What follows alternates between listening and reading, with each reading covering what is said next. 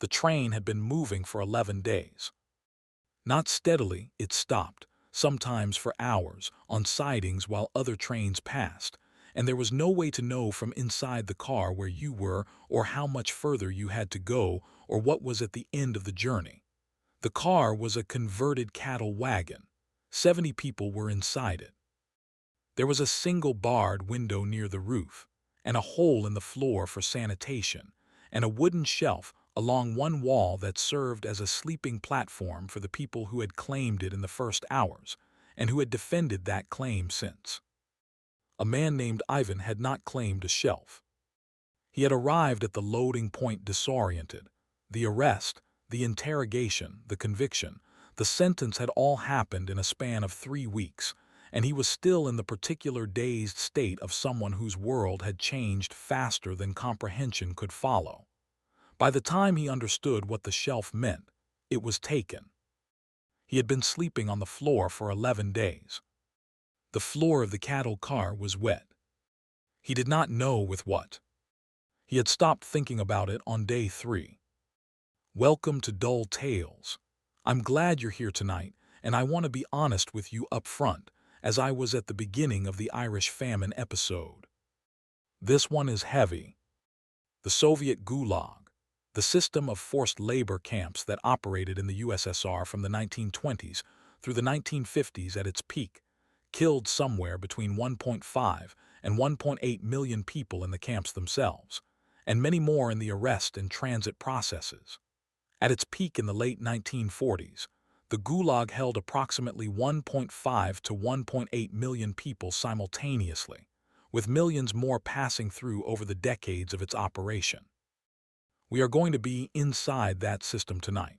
Not on the surface, inside it, in the specific daily texture of what the Gulag felt like from the inside. This is not comfortable material. It is necessary material. The Gulag is one of the largest forced labor systems in human history, and it operated within living memory. There are people alive today whose parents survived it or did not survive it. Understanding it in its specific human reality rather than as an abstract historical statistic is worth some discomfort. Before we go in, subscribe if Dull Tales is your late-night company. Leave a comment, tell me where you're from, and if you have any family connection to this history. There are people listening from Russia, from Ukraine, from the Baltic states, from Poland, from every country the Soviet system touched. I want to hear from you. Now, let me ask you a few things first. What was the actual process of arrest in Stalin's Soviet Union? Not the dramatic film version, the real version, the one that happened in the middle of the night and that a particular knock on the door came to represent. Did the people in the camps know why they were there? Did they receive formal charges, actual trials, real legal process, or was the arrest itself the verdict? What did the Gulag look like? Not the one famous photo, the actual landscape of the camps across the Soviet Union, which was not one place but thousands of places spread across an area that contained approximately 1/8 of the world's land surface. How did people survive the camps? Not physically, emotionally, psychologically. What did the people who came out the other side carry with them, and what had the carrying cost? What happened to the families of arrested people? The wives, the children, the parents. What was the specific social consequence of having a family member in the Gulag? And why did it happen? Not the political analysis, the human answer. How does a system that arrests and enslaves and kills millions of its own citizens come into existence and sustain itself for 30 years? Tonight we find out. Congratulations! You've just woken up in the Soviet Union, sometime in 1937, the year of the Great Terror, when the arrests reached their peak and the camps filled faster than they could be built. You are a Soviet citizen. You have done nothing wrong. You may or may not be safe. There is no reliable way to know. Let's go in. Let me start with the knock on the door.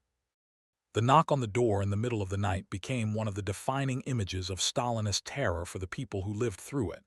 Not because it was universal, though it was common, but because the specific combination of time and sound contained everything. The night, the vulnerability of sleep, the disorientation of being woken. The knock, the specific sound that had come to mean the NKVD, the secret police, the end of the world you had been living in. Alexander Solzhenitsyn, the writer whose account of the Gulag gave it its name in the Western consciousness, wrote about the moment of arrest with the specific detail of someone who had experienced it. The midnight knock, the search, the agents in civilian clothes, the documents to sign, the door CL. Osing behind you. The search was the first indignity, and indignity was part of the design. Everything was turned over. Papers, books, letters. The agents knew what they were looking for, or they were looking for anything that could be construed as what they were looking for. Foreign correspondence was suspicious. Books in foreign languages were suspicious. A photograph with the face of a person who had already been arrested was suspicious. Suspicious was sufficient. The charge would be articulated later. Or it would not be articulated at all, and the sentence would be delivered under Article 58, Section 10, anti-Soviet agitation, or under one of the other articles that could be applied to almost any behavior or association that the authorities chose to interpret in a particular way. The legal process was a performance. It was not designed to determine guilt. It was designed to produce the predetermined outcome efficiently. Ivan Petrovich Sorokin, I'm going to give him a full name, because the people who went through this deserve names, was 34 years old when the knock came. He was an engineer at a factory in the Urals. He had a wife, Natasha, and a daughter, Katya, who was 6 years old. He was a member of the Communist Party because party membership was professionally necessary, and because he was not, by nature or inclination, a political person. He did not have opinions about Stalin. He had opinions about bridge stress calculations and the reliability of specific steel suppliers, and whether the cafeteria at the factory served acceptable food. He was arrested because a colleague, under interrogation and under pressure to provide names, had provided his. This was the mechanism. The interrogation required names. The names were provided, sometimes genuinely, people who had said something careless at a dinner party, and sometimes randomly, because the interrogator needed names and the person being interrogated needed the interrogation to stop. The named person was then arrested and interrogated and required to provide names. The system fed itself. The knock came at 2 a.m. on a Tuesday in October 1937. Ivan opened the door. He had known somewhere that this might happen. Everyone knew it might happen. The Stalinist terror of 1937 was not secret in the sense that the people living through it did not know it was happening. They could see it around them, colleagues disappearing, neighbors not returning, the specific social modification of people who had been arrested and come back and were visibly different afterward. They knew. They could not leave. They could not speak about it. They could not do anything that acknowledged the reality of what was happening, because acknowledgement was itself dangerous. So they knew and they did not know, and they continued going to work and making dinner, and putting their children to bed and waiting for the knock or hoping it would not come. And sometimes it did not come, and sometimes it did. Ivan opened the door. The agents came in. They searched. They found nothing. They took him anyway. Let me tell you about the interrogation. Because the interrogation was not just a legal procedure, it was a technology with a specific purpose, to produce a confession. Soviet legal doctrine in the 1930s held that the confession of the accused was the highest form of evidence. This was not an accident. It was a specific ideological position. The defendant who confessed acknowledged the authority of the system, participated in their own conviction, and was thereby transformed from a passive object of state power into an active participant in the process. Getting the confession was therefore not just about establishing facts. It was about something closer to a conversion experience, the defendant coming to understand, or at least to say they understood, why they were guilty. This required specific techniques. Sleep deprivation was standard. The interrogations happened at night and continued through the early hours. The prisoner was not allowed to sleep during the day. Over days and weeks, the specific cognitive impairment of sustained sleep deprivation, the difficulty maintaining a consistent narrative, the increasing susceptibility to suggestion, the erosion of the capacity to resist, made the prisoner more likely to sign whatever was put in front of them. Physical pressure varied by interrogator and by era. The 1930s saw more direct violence. Later periods, and the Gulag spanned 3 decades, were more varied. Standing orders. Long periods standing against the wall, unable to sit or move, the specific physical degradation of immobility. The confrontation. Another prisoner, broken and cooperative, confirming the accusations against the new arrival. The threat to family members. This one worked reliably because it did not require that the threat be carried out. The knowledge that your wife, your children, could be affected by your refusal to cooperate, this was sufficient for most people. Ivan signed a confession on the 11th day. He confessed to having engaged in anti-Soviet agitation and to having been a member of a Trotskyist counter-revolutionary organization. He had never discussed Trotsky. He was not a political person. He signed because on the 11th day the interrogator placed the confession in front of him and said, "Sign this, and the investigation is over. Don't sign, and it continues indefinitely." Ivan believed this. He was wrong to believe it. The investigation was over when the interrogator had what he needed, and what he needed was the signature. But he was not irrational to believe it, because rational assessment of his situation was not available to him in the state he was in after 11 days of interrogation with minimal sleep. He signed. The sentence was 10 years in the camps under Article 58. He was given 3 minutes to collect personal items before transport. He collected a change of clothes, a photograph of Natasha and Katya, and his engineering certificate, which he folded carefully inside his jacket. Then they took him. He would not see Natasha for 12 years. He would not see Katya for 12 years. She would be 18 when he came back. He did not know this when they took him. He knew nothing about what was coming. He knew the direction, east, always east, and he knew the word that everyone in the Soviet Union knew, the word that meant the end of the world as you had been living it. Siberia. Let me tell you about the Gulag as a system. Because the specific human stories make sense only against the background of the system, they were happening inside. And the system was one of the most extraordinary, in the clinical sense, beyond ordinary administrative constructions in the history of organized state power.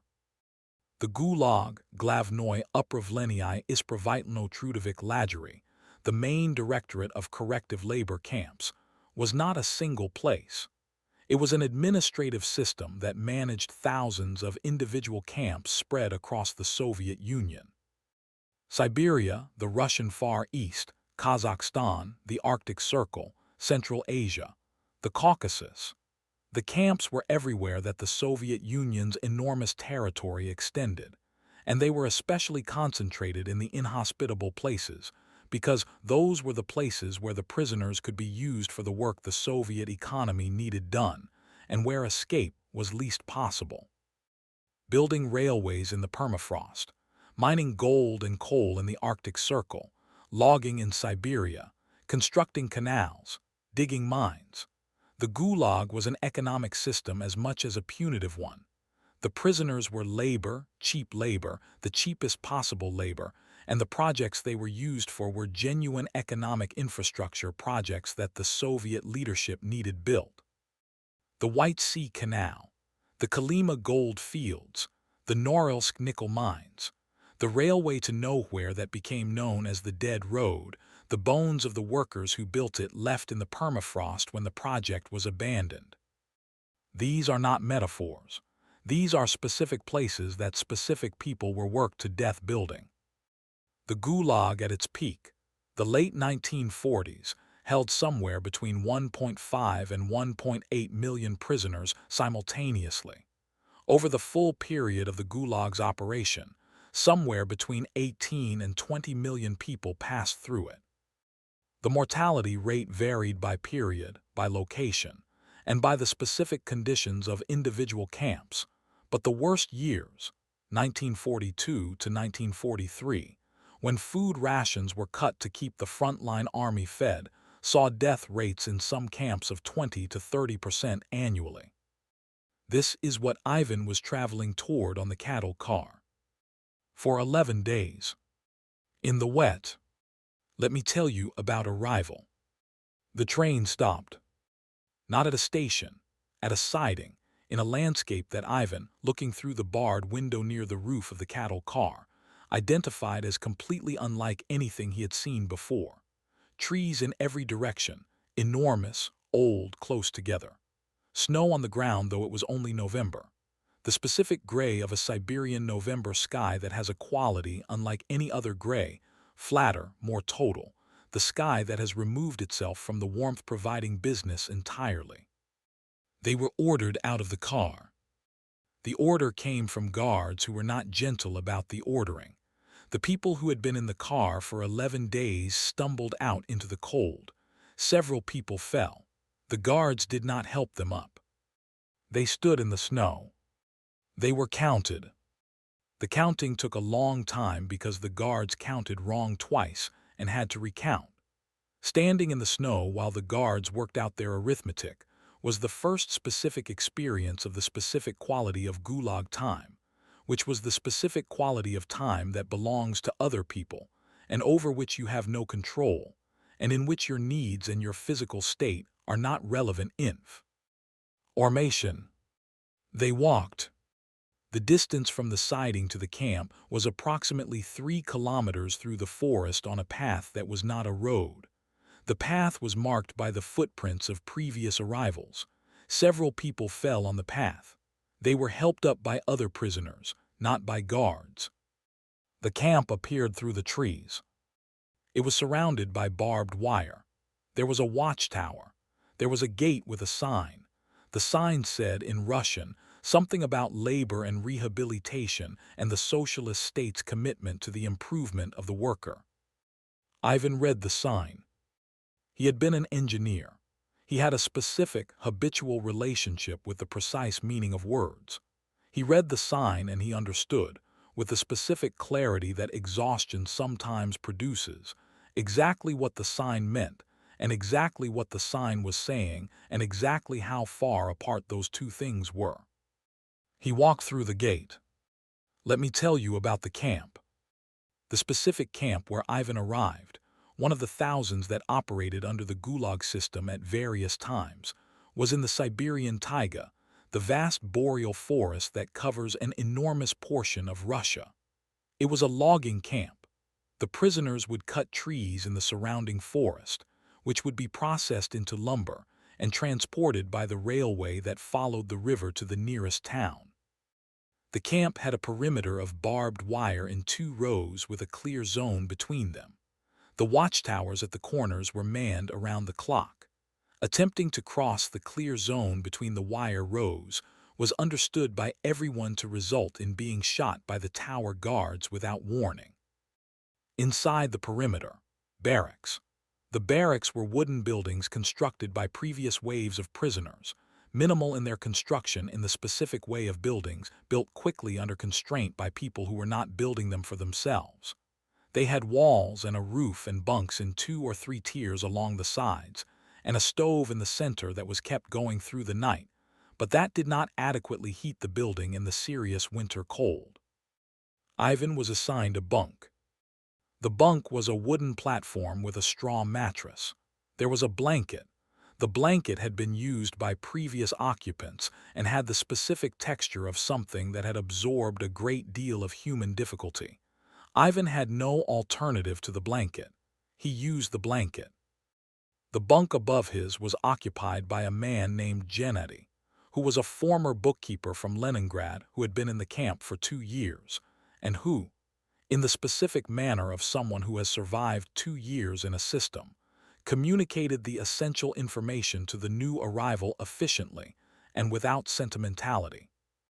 The essential information, the food ration, was tied to the work output. Meeting the norm, the daily timber quota, got you the full ration. Failing the norm got you a reduced ration. Exceeding the norm got you a small additional provision. The full ration was not enough to maintain your body weight over time. The reduced ration was starvation. You had to meet the norm. To meet the norm, you had to be strong enough to work. To be strong enough to work, you had to eat. To eat, you had to meet the norm. The circular logic of the Gulag's food system was not an accident. It was the system's self-regulating mechanism. The prisoners who could work, worked. The prisoners who became too weak to work died. The system did not need to actively kill anyone. It needed only to maintain the conditions under which the weak died and the strong were useful. Gennady explained this in approximately 4 minutes. Then he turned over and went to sleep. Ivan lay on his bunk and looked at the ceiling of the barracks. He was very far from home. Let me tell you about Natasha. Because the Gulag story does not belong only to the people inside the camps, it belongs equally to the people outside them. The families, the wives, the children, the parents who received the news of an arrest and had to decide what to do with the rest of their lives. Natasha was 32 years old when Ivan was arrested. She had a 6-year-old daughter, a shared apartment with one other family, a job at the local school teaching mathematics, and a set of circumstances that had just become dramatically worse. After Ivan's arrest, the NKVD agents confiscated a number of household items, including the engineering books on the shelf, which were taken as evidence, and told her that her husband had been arrested for counter-revolutionary activities. She was not told where he was being taken. She was not told the specific charges. She was given a form to sign acknowledging that she had been notified of the arrest. She signed. The agents left. She sat in the apartment. Katya was asleep in the other room. The other family in the apartment, the neighbors she shared the kitchen and bathroom with, who had heard everything through the wall, were silent in a specific way that communicated that they had heard and were pretending they had not, because proximity to an arrested person was its own form of risk, and everyone in Soviet society in 1937 understood this. Natasha made tea. She did not drink it. She sat with the cup. What to do now was a question that had no good answers. She could try to find out where Ivan was being held and make inquiries. This was technically possible and practically dangerous. Appearing at NKVD offices to ask about an arrested relative marked you as connected to a counter-revolutionary, which was not a safe thing to be marked as. She could do nothing, which was not really an option because she had a daughter and a job and a life that required active management. She could accept the situation as temporary and maintain as much normalcy as possible while waiting. She chose the third option, in the way that most people in impossible situations choose the option that allows them to keep functioning. She went to work the next morning. She told Katya that Papa had been sent away for work, which was both true and insufficient, and that they would hear from him soon, which was more uncertain than it sounded. She continued teaching mathematics. She did not speak about Ivan at work. She did not speak about Ivan to the neighbors. She waited. Let me tell you about the social dynamics of the arrested person's family, because they are one of the least discussed aspects of the Gulag and one of the most revealing. In Stalinist Soviet society, the family of an arrested person occupied a specific and uncomfortable social position. They had not been arrested. They were, in legal terms innocent, but they were associated with a person the state had identified as an enemy, and association was contaminating. The specific contaminations. The NKVD monitoring of the family, phone calls listened to, mail opened, neighbors asked about behavior, was standard for families of the arrested. The employment consequences, some employers fired the wives of arrested men immediately, others allowed them to continue working under reduced status, some were indifferent. The variation was significant. The housing consequences. In the shared apartment system of Soviet urban life, the arrested person's family sometimes lost their housing allocation entirely, reducing them to seeking whatever accommodation they could find. The social consequences. Friends and colleagues withdrew, not always out of malice, sometimes out of genuine fear that association with the family of an enemy of the state would bring them to the attention of the authorities. The withdrawal was practical self-protection. Its effect on the family was isolation. Natasha experienced the social withdrawal in its gradual form. People who had been friendly became careful. Invitations stopped. The specific texture of human warmth that had surrounded her daily life before Ivan's arrest slowly drained out of it, replaced by a careful neutrality that was its own kind of loneliness. The teachers she worked with were not cruel, they were afraid. There is a difference between those two things, and also a limit to how much that difference matters when you are the person being carefully avoided. Let me take you back to Ivan in the camp. It is now February 1938, 4 months after his arrival. He has survived 4 months of the Siberian winter in the logging camp, which is an achievement that should not be underestimated. The winter of the Siberian taiga is not a metaphor. It is a physical reality of sustained severe cold, temperatures routinely reaching -30 and below, the specific quality of that cold that is different from ordinary cold in ways that are physiological as well as meteorological. The body's caloric requirements in that cold, doing the physical labor of logging, are significantly higher than the ration provides. Ivan is thinner than he was. He has lost approximately 20 kilograms since his arrest. He has also learned the camp-specific economics with the attention of someone whose survival depends on understanding the system he is inside. The system has a currency. Not rubles, the camp had a black market economy of goods and small services that operated below the official surface of the ration system. Bread was currency. Tobacco was currency. A piece of extra clothing was currency. Specific skills, the ability to repair tools, medical knowledge, the ability to read and write better than average were forms of capital. Ivan's engineering training was capital. He identified this on the 3rd week, when a problem arose with one of the mechanical saws used in the logging operation.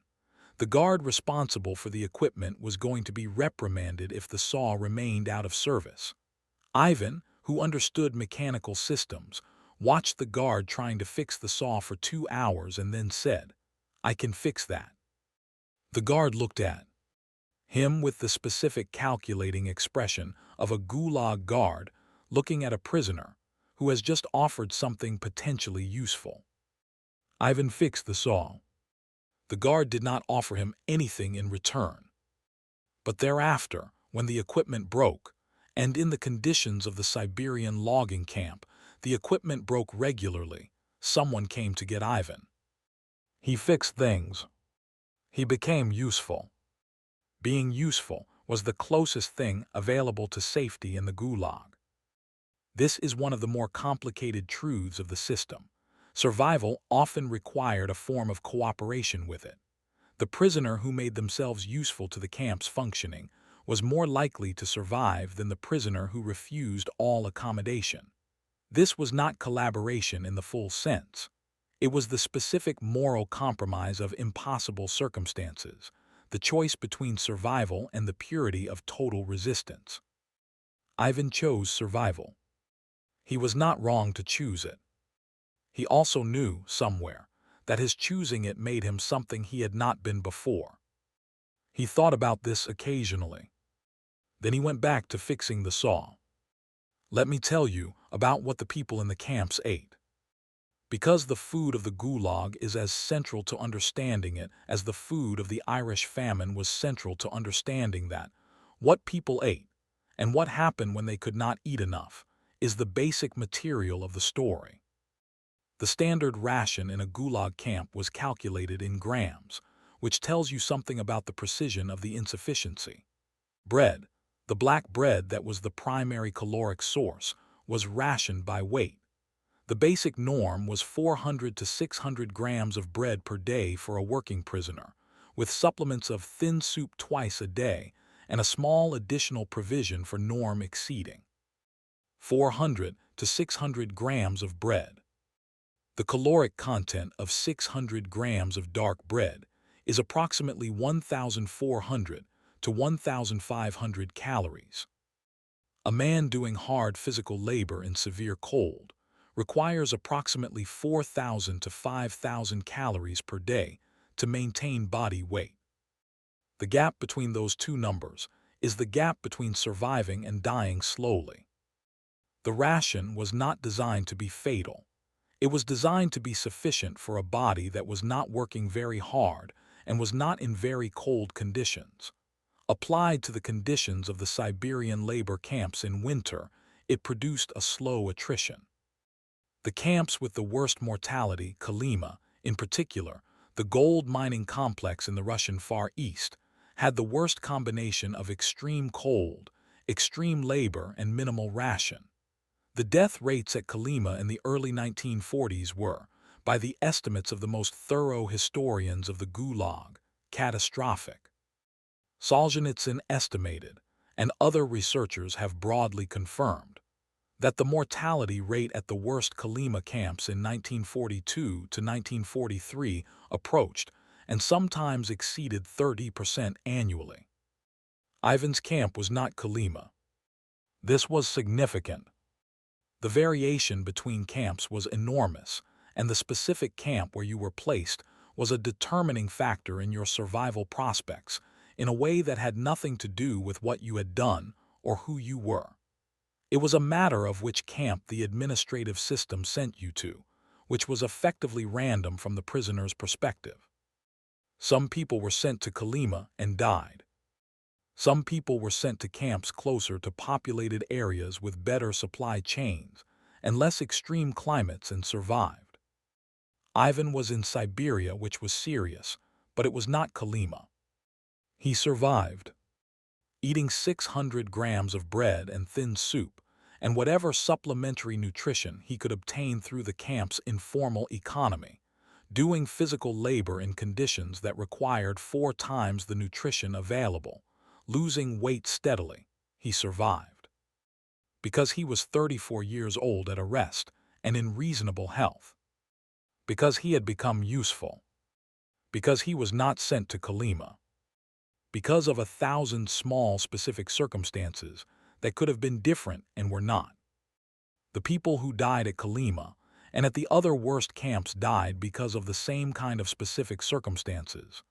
Their health at arrest, their age, the specific camp they were sent to, the specific year of their sentence, the specific winter of their weakest point. Between the survivor and the person who did not survive was not virtue or courage or intelligence. It was specific circumstances and luck.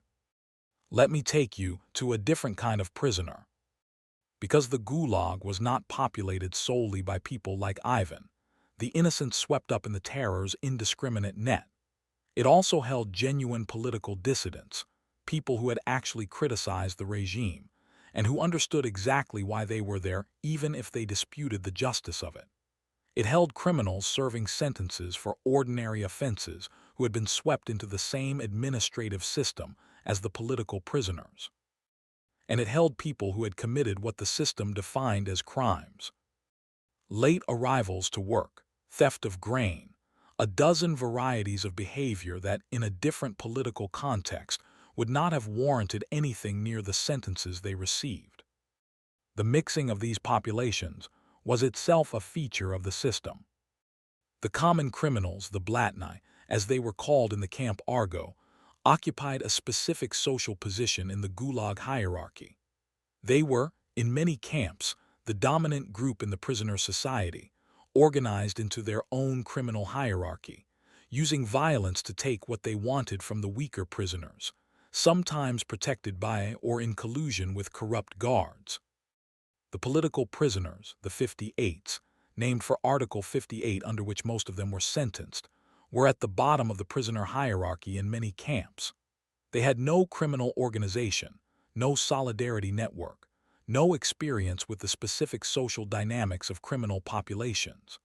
They were engineers and teachers and party officials and writers and farmers who had been swept into a system designed for criminals and who had to figure out how to survive in it. Ivan encountered the Blatni hierarchy in his first week. They took his bread. Not all of it. They were not unsophisticated about the minimum required for the target to remain functional and therefore to continue producing bread they could take. They took a portion that left him with less than the ration, but not less than the survival minimum. He did not protest. Gennady, who had explained the food system on the first night, had also explained this system. Some political prisoners formed mutual protection arrangements. Some cultivated relationships with guards. Some became useful in the ways that made them less desirable targets. Ivan's path was the last, the usefulness as protection. The camp was a society. Not a healthy society, not a just society, but a society with its own hierarchy, its own economy, its own norms of behavior, its own mechanisms of social control and social cooperation. Understanding this is not the same as excusing it. It is simply what the historical record shows, that human beings placed in the most extreme conditions develop social structures, and those structures can be brutal and can be humane, and are usually both simultaneously, and navigating them requires the specific intelligence of someone who is paying close attention to a situation they did not choose. Ivan paid close attention. He survived. Let me tell you about the letters.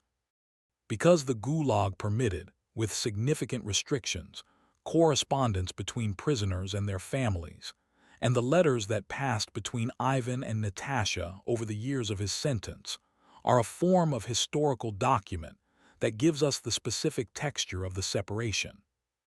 The letters were censored. Both incoming and outgoing mail was read by the camp censor, and anything that described the conditions of the camp, the food, the cold, the mortality, the actual work, was removed or the letter was returned unsent. The prisoners developed specific techniques for communicating more information than the censor permitted. Euphemisms, references to health that encoded information about conditions, the specific language of people who know they are being monitored. Ivan's first letter to Natasha was written on his second month in the camp. It said, "I am well. The work is hard but manageable. Do not worry. Take care of Katya. I hope to be home soon." This was almost entirely not what he meant. What he meant was, "I am alive but losing weight rapidly. The conditions are worse than I can describe. I am frightened. I think about you and Katya constantly. I do not know if I will come home at all, let alone soon." He wrote what the censor would pass. Natasha received the letter 3 months after it was sent. She wrote back, "We are well. Katya is growing. Your colleagues ask about you. I have your photograph on the shelf where you can see Katya's drawings." What she meant, "I have lost several of the people who were our friends. I am managing but only just. Katya misses you in ways I cannot adequately address. I am more frightened than I am showing." The letters told each other they were fine. They were not fine. They both knew this. The letter was the form available to them, and they used it. Over 12 years, they exchanged perhaps 60 letters. Each one, the specific careful language of people communicating across censorship and distance, saying what they could, meaning more than they said, knowing that the other person was doing the same. This correspondence is the history of a marriage conducted under impossible conditions. It is not unusual. Millions of families in the Soviet Union conducted their relationships this way, through the censored mail of the Gulag, for decades. Let me now take you to the specific experience of winter. Because the Siberian winter is one of the defining features of the Gulag experience, and it deserves to be given its full due. The cold in the Siberian taiga in January and February is the kind of cold that requires constant management, because it is immediately life-threatening if you stop managing it. The specific temperature of -30 or -40 Celsius is not the cold of a bad winter in a temperate city. It is the cold of a place that does not want you to be there. The prisoners worked in this cold. They worked because they had to meet the norm, and the norm required them to be outside in the forest cutting trees regardless of the temperature. There was a provision, rarely enforced, that work would be suspended below a certain temperature. In practice, the foremen needed the norm met, and the guards needed their reports to show production, and the prisoners worked. The clothing issued to Gulag prisoners was not adequate for the conditions. This is an important sentence. It is not that the clothing was substandard by some theoretical standard of adequacy. It is that the specific garments issued, the thin quilted jackets, the felt boots, the mittens, were calculated for temperatures well above what the prisoners were actually working in. The gap between the clothing and the conditions was another of the Gulag's self-regulating mechanisms. The weakest prisoners, wearing the most worn-out clothing in the coldest assignments, with the least body fat from the least food, were the most likely to develop frostbite, to be unable to work, to decline, to die. The healthy prisoners stole better clothing from the ones who were dying, not gratuitously, practically. In the Gulag's moral economy, the functional had priority over the dying because the dead would not need the clothing and the alive still could. Ivan had, by his second winter, acquired a better coat. He did not ask how Gennady had acquired the coat or whose it had been before Gennady. He put it on. The specific moral simplifications that survival in the Gulag required are one of the things that the survivors wrote about with the most difficulty afterward. Not the brutality of the guards or the cold or the hunger. Those were externally imposed and clearly not the prisoner's moral responsibility. But the internal compromises, the moments when the survival instinct overrode the values that had defined you before, the things you did, and the things you did not do in conditions where doing and not doing had immediate survival consequences. These were the things that were hardest to reconcile, afterward, with the person you had been before.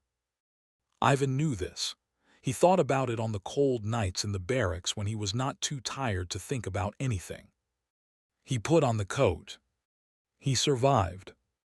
Let me tell you about the guards.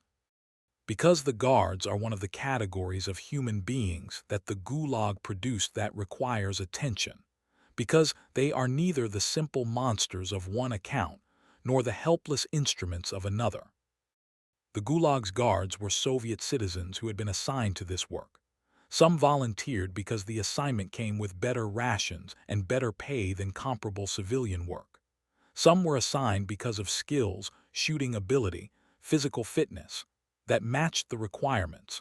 Some were former prisoners themselves, people who had survived their sentence and been offered employment in the system that had imprisoned them as an alternative to poverty in the civilian world. They were not selected for cruelty, they were selected for compliance. The brutal guards existed. They are documented in survivor accounts and in the administrative records. Guards who beat prisoners for the pleasure of it, who took food, who used the power of their position in ways that the system permitted and that human decency prohibited. These people were real, and they made the camps worse than the official system required. But they were not universal. There were also guards who were indifferent, who saw the prisoners as a work detail to be managed and not as humans to be harassed. There were guards who occasionally left food where prisoners could find it, who looked the other way at minor infractions of the camp's rules, who treated the prisoners with a basic minimum of human recognition. The camp commander at Ivan's camp was, by the accounts of the prisoners who knew him, not a sadist. He was a functionary. His job was to meet the production quota and to maintain administrative order, and he managed these requirements with the bureaucratic competence of someone who had decided that the system he was inside was the system he was inside, and that the moral weight of the system was not his personal responsibility. This is one of the most uncomfortable truths about the Gulag. It did not require sadists to function. It required ordinary people who had decided that their responsibility extended only to performing their assigned role and not to questioning the purpose of the role. Ordinary people performing are assigned roles built and maintained one of the largest forced labor systems in human history. This truth about the Gulag is a truth about human systems generally. It is worth sitting with. Let me take you to a specific moment that Ivan described, years later, as one of the moments he thought about most. It was a summer day, his second summer in the camp. July, when the Siberian summer produces a brief, intense, extraordinarily lush short season. The taiga in summer is green beyond what you expect from a landscape that spends most of the year under snow, the growth explosive and almost tropical in its abundance. They were in the forest cutting. The guards were a distance away, on the path back to the camp. There was a moment, perhaps 10 minutes, when Ivan was alone in the forest. Not escaped, just momentarily out of direct sight of the guards, cutting at a fallen tree in a section of the forest where the trees blocked the sightline. He stopped cutting. He stood in the summer forest. The forest was full of the specific sounds of a Siberian summer: birds, insects, the wind in the trees, the sound of the river in the distance that ran through the valley below the camp. The light was the extraordinary flat gold of a northern summer afternoon. He stood there for 10 minutes. He was not running. He was not planning anything. He was just standing in the forest being what he was, a human being in a summer forest, before he was a prisoner, before he was an Article 58, before he was a number on the camp register. Just standing there. Just being in the summer forest. It cost him nothing. No one saw, no guard came. After 10 minutes, he went back to cutting. He thought about those 10 minutes for the rest of his sentence. He thought about them after he was released. He thought about them, presumably, for the rest of his life. The 10 minutes in the summer forest. The specific human experience of existing outside the system's definition of you, even briefly, even alone, even at no cost to the system that defined you. He was there. He was himself. Let me tell you about Kolyma. Because I mentioned it earlier, and I need to give it more than a mention. Kolyma was not a single camp. It was a vast complex of camps in the far northeastern corner of the Soviet Union, in what is now the Magadan Oblast, a region of approximately 700,000 square kilometers. It was, by the consensus of historians of the Gulag, the worst of the worst. The specific geography worked against the prisoners. The region is separated from the rest of Siberia by the Kolyma mountain range. The only access in the 1930s and 1940s was by sea, the port of Magadan, which was ice-free only in summer. Getting to Kolyma required a sea voyage from Vladivostok, and the ships that made the voyage were another form of the cattle car experience: crowded, cold, brutal. The climate of Kolyma was extreme even by Siberian standards. Temperatures of -60°C were recorded. The summer was short. The permafrost was deep. The gold mines of Kolyma were the reason the camps were there. The Soviet economy needed gold. Kolyma had gold. The prisoners were the labor to extract it. The gold mining required underground work in conditions that modern mine safety regulations would not permit for good reason. Combined with the extreme cold, combined with the minimal rations, combined with the working conditions of a system that treated its labor supply as essentially unlimited and therefore as replaceable. People died at Kolyma in enormous numbers. The estimates of deaths at Kolyma between 1932 and 1953 vary, but most historians put the figure in the hundreds of thousands. Some estimates go higher. The Kolyma Road, the highway that connects Magadan to the interior, is called the Road of Bones by the people who know its history, because the bodies of the prisoners who died building it were used as fill in the construction. The permafrost preserved them. There are bones in the road. This is not metaphor. Let me now give you a different perspective. Let me take you to a woman in the camp. Her name was Vera. She was 28 years old. She was a school teacher who had been arrested in 1938 because she had a relative in Germany, a cousin who had emigrated before the war, and correspondence with a foreigner was in the specific political paranoia of the late 1930s a sufficient basis for the accusation of espionage. She was sentenced to 8 years. She arrived at a different camp from Ivan's, a camp in Kazakhstan that was different in climate and different in the specific population of prisoners, but similar in structure and in the essential features of the daily experience. Women in the Gulag occupied a specific and additionally precarious position. The camps were mixed-sex or segregated by period and location, and in the mixed camps the dynamics between men and women, guards and prisoners, added additional layers of danger to an already dangerous situation.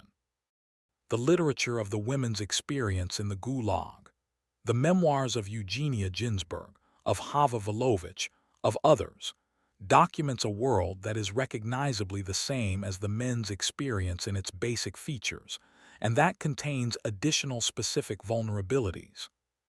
Vera was in a women's section of the camp. This did not eliminate the vulnerability to guard harassment. It mitigated the specific dangers of the mixed-sex environment while creating its own specific dynamics. She survived by a method similar to Ivan's. She became useful. She was educated. She could teach. The children of some of the camp personnel needed education. The guards' families who lived near the camp, the administration's families. Teaching was one of the ways that a prisoner with the right skills could trade their knowledge for marginal improvements in their situation. She taught arithmetic to the children of the people imprisoning her. The moral complexity of this, the specific accommodation it represented, the specific human cost, is one of the things she wrote about afterward with great difficulty. She also wrote about the specific friendships that formed in the camp, the women who helped each other, who pooled food, who maintained the small humanizing rituals that the camp tried to eliminate. The birthday of a friend celebrated with a cup of hot water shared equally. The poem memorized and recited in the barracks in the evening. The specific acts of care that cost almost nothing and that were the specific defense of the human against the dehumanizing system. These acts were not nothing. They were, in many cases, what made the difference. Let me now tell you what happened after. Because the Gulag did not end with the sentence. It ended, if it ended, with release. And release was not the restoration of the previous life. It was the beginning of a different kind of managed existence. Ivan's sentence was 10 years. He was released in 1947. In the specific way of the Gulag's administrative system, his release was not a simple return to freedom. He was released with a restriction on residence. He was not permitted to live in any of the major Soviet cities. He was not permitted to return to the city where he had lived before his arrest. He was required to remain in a specific rural area for an indefinite period. This was called -6, the specific provision that prohibited released prisoners from living within a certain distance of Moscow, Leningrad, Kiev, and other major cities. He could not go home. Natasha and Katya could come to him, or he could find residence in the specific permitted area, and they would be a family again in a different place than they had been a family before. He found a room in a small Siberian town. He found work. His engineering training was useful. His record as a former prisoner was a liability. But the specific post-war Soviet economy needed skilled workers badly enough that some employers were willing to hire the rehabilitated. Natasha came with Katya. They had not seen each other in 9 years. Katya was 15 years old. The reunion was not what the imagination provides for reunions. It was not a film scene. It was a woman and a man who had been apart for 9 years standing in a small room in a Siberian town looking at each other, and neither of them was the same person who had been apart, and neither of them knew quite who the other person was now, and the daughter stood in the doorway at 15 looking at her father who was a stranger. They built something from that point. Not the same life they had had before. A different life in a different place, with the specific damage of the previous 9 years permanently present in both of them. Ivan did not speak about the camp to Natasha for a long time. He did not speak about it to Katya until she was an adult. The specific silence of the camp survivor is documented in the memoirs of the survivors and in the accounts of their family members. The thing that had happened was too large and too specific and too incompatible with ordinary life to be brought into ordinary conversations. It existed in a separate compartment, behind a door that most survivors kept closed most of the time. The cost of keeping the door closed was paid in specific ways by specific people. Ivan paid it. Natasha paid it. Katya paid it in ways she only understood decades later. Let me tell you about the reckoning. Stalin died in 1953. Khrushchev's secret speech of 1956, in which he acknowledged and condemned Stalin's crimes, including the mass repressions, was a political earthquake whose aftershocks are still being felt. The speech was delivered to a closed session of the Communist Party Congress. The delegates sat in silence as Khrushchev detailed what had happened: the arrests, the torture, the deaths, the systematic falsification of evidence. Men who had participated in the system, who had signed documents, who had been present, sat and listened to the account of what they had been part of. The reaction in the room was, by accounts, extraordinary. Some people fainted, some wept, some sat rigid. After the speech, the rehabilitation process began. Millions of the convicted were posthumously or actively rehabilitated, their convictions declared illegal, their records cleared. The rehabilitation was often bureaucratic and insufficient. A piece of paper saying that the conviction was incorrect, delivered to the family of someone who had died in a camp in 1942. Ivan was rehabilitated in 1957. He received a document stating that his conviction under Article 58 had been illegal and was hereby declared void. He was in the kitchen of the small apartment he and Natasha shared in the Siberian town when the document arrived. He read it. He put it on the table. He sat with it for a while. Then he put it in a drawer. He did not speak about it. The document could give him back his record. It could not give him back the 10 years. It could not give him back the 20 kilograms he had lost, though most of them had eventually returned. It could not give him back the version of himself that had existed before the knock on the door. He put the document in the drawer. He had tea. He went to work. Let me tell you about the memory. Because the Gulag's history has a complicated relationship with memory and acknowledgement. Solzhenitsyn's Gulag Archipelago, written in secret in the 1960s and published in the West in 1973, was the first comprehensive account to reach a mass audience. It was a moral and political earthquake. It made the specific reality of the system undeniable in a way that the previous accounts had not quite achieved.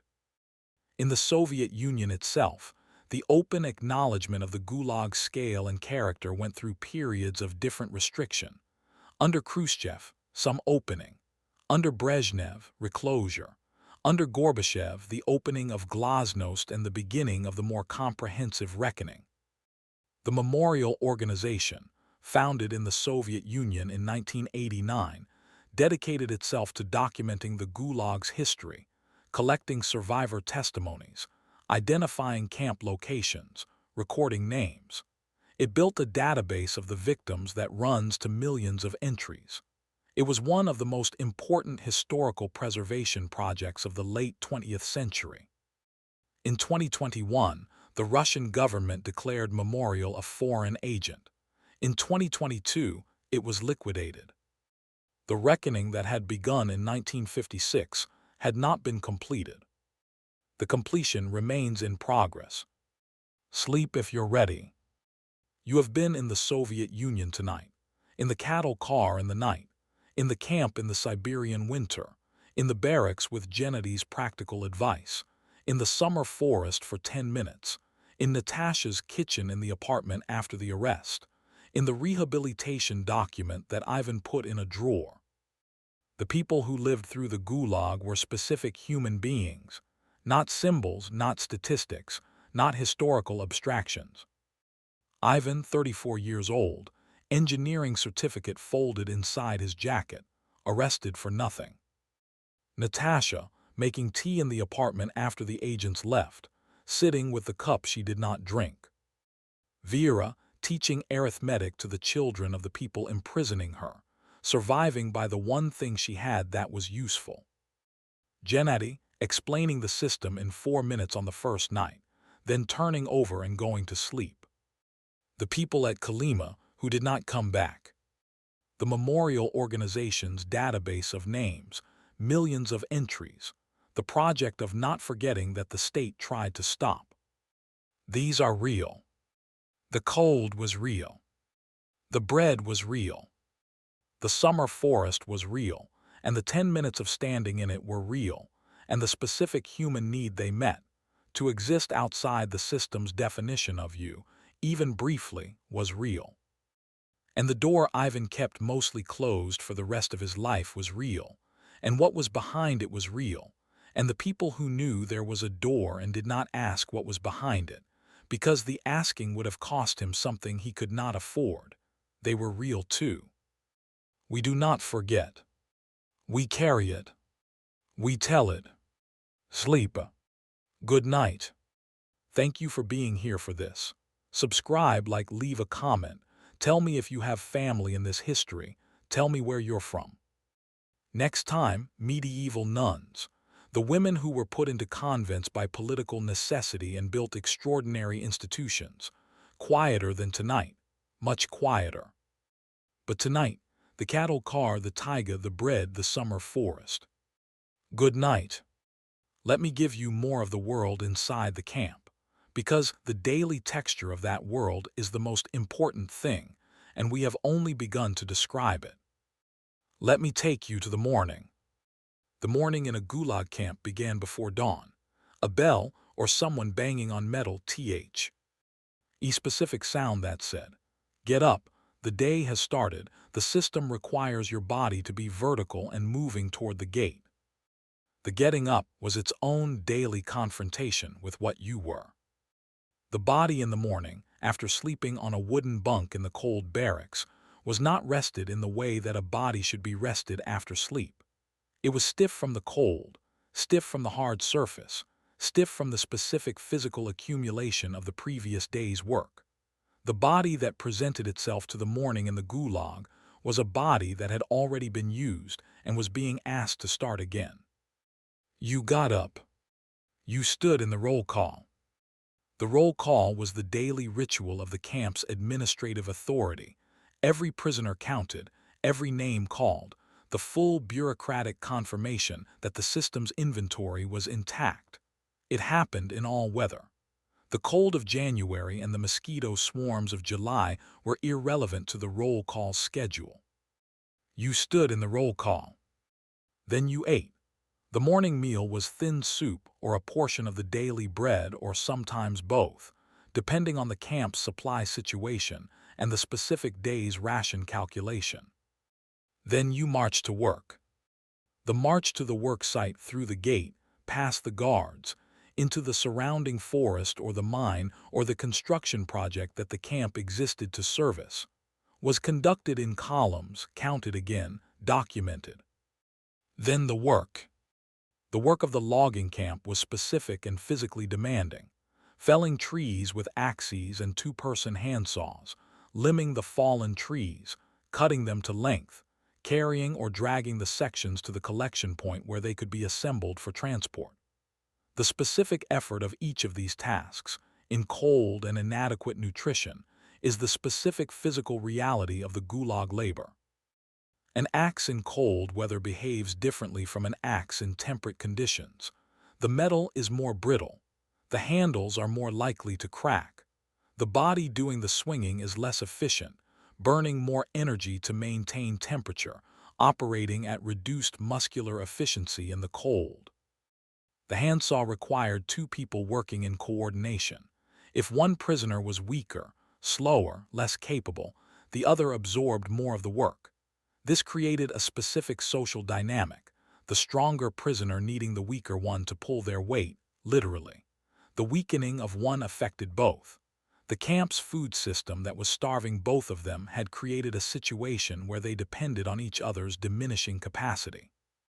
Ivan and the man he worked with on the handsaw, a former accountant named Fyodor, who was 46 and who was losing weight faster than Ivan was, had developed a specific working rhythm over their months together.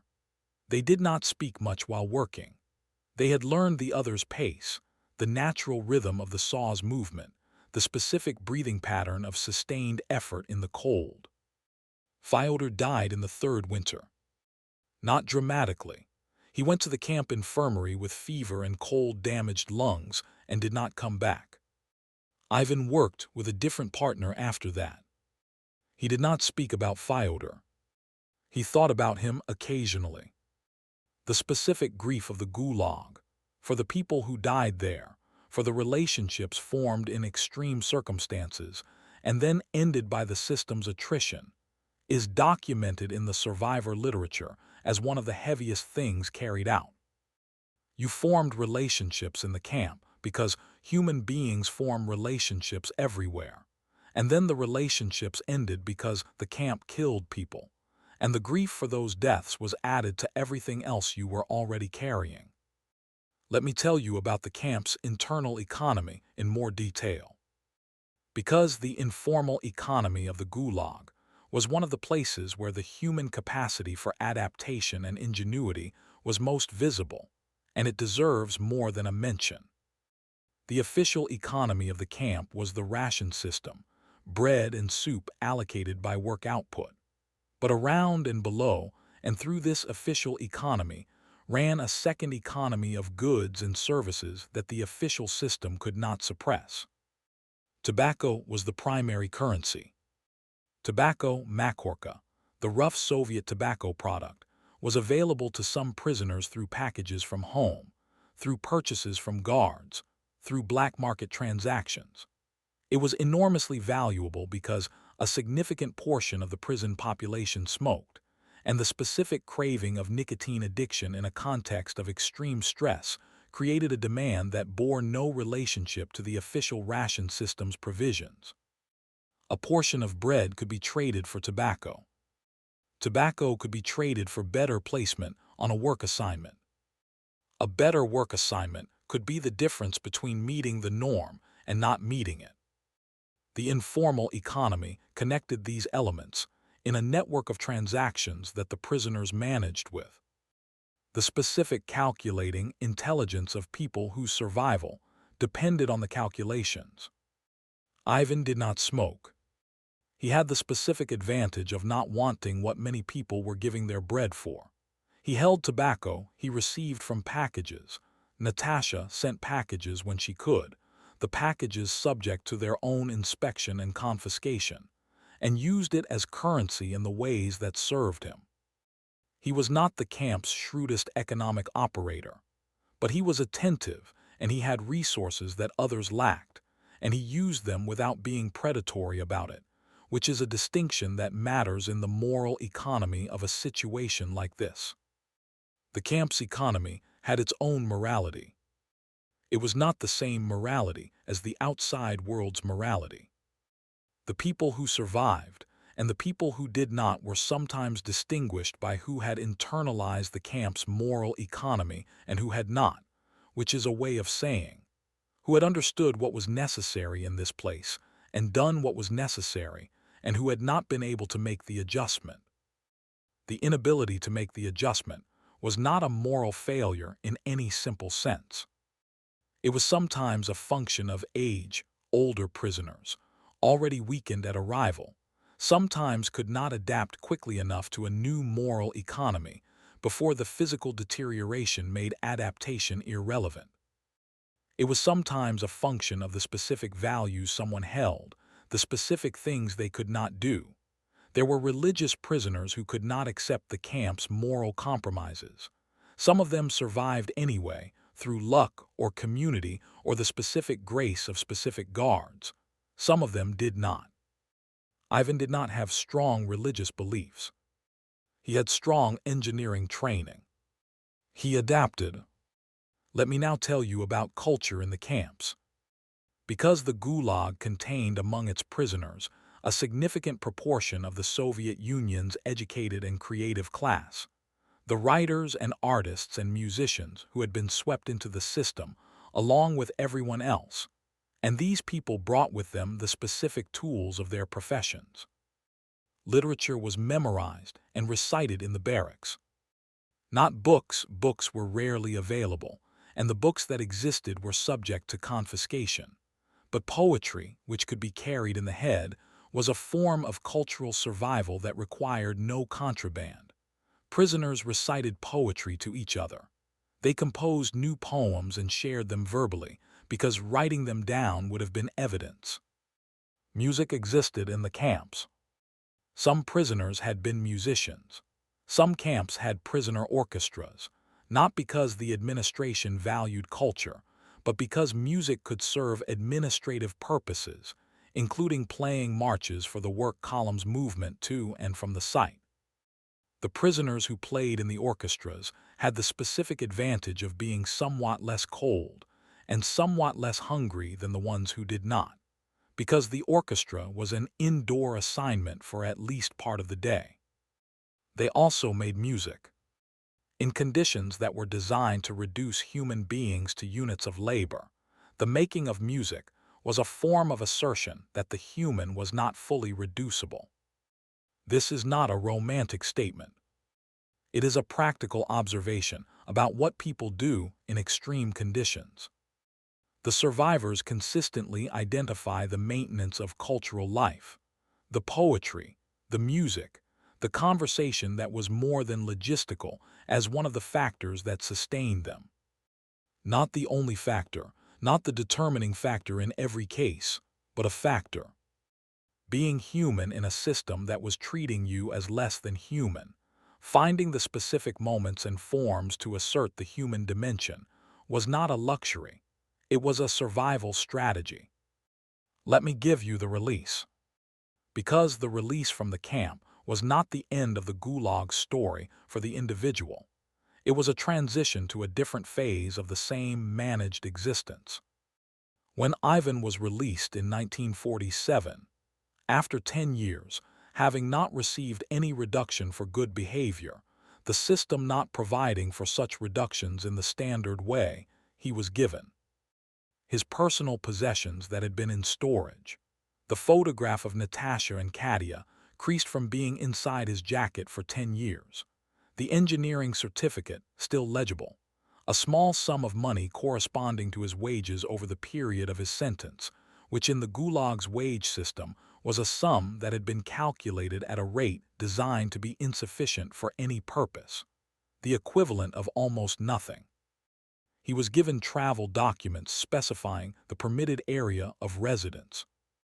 He was given a train ticket to a station in the Siberian town, where he was required to register. He was released onto the platform of the Siberian logging camp's nearest railway station, which was a siding in the taiga, in November, with these possessions. He waited for the train. He had been in the camp for 10 years. The specific experience of being outside the barbed wire at a train station that was not a prison was not the simple relief that the imagination provides. It was a disorientation. The camp had been the total environment for a decade. The habits, the calculations, the specific attention management that survival in the camp required, these were not simply turned off by walking through the gate.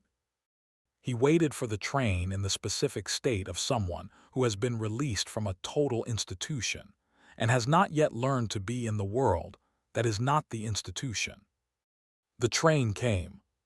He got on. He did not know where he was going except the name of the town. He had Natasha's most recent letter, which told him she was well and that Katya was growing and that they would find a way. He looked at her handwriting. He had been looking at her handwriting on letters for 10 years. The handwriting was the same. He was not the same. Let me now give you a broader picture of who was in the camps. Because the Gulag's population was not uniform, and understanding its diversity changes how you understand what the system was and what it was doing.